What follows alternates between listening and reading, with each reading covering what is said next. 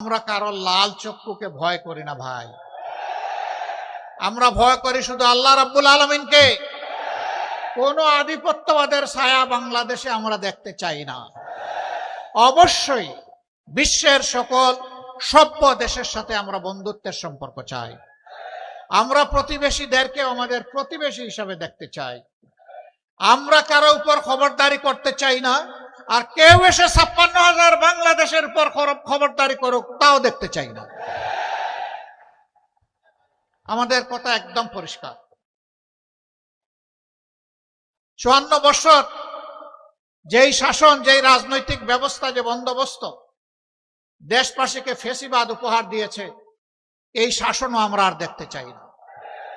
আমরা চাই তার আমূল পরিবর্তন। সেই আমূল পরিবর্তনের সময়টা আপনাদেরকে, দেশবাসীকে হাতছানি দিয়ে ডাকছে আগামী ১২ তারিখ।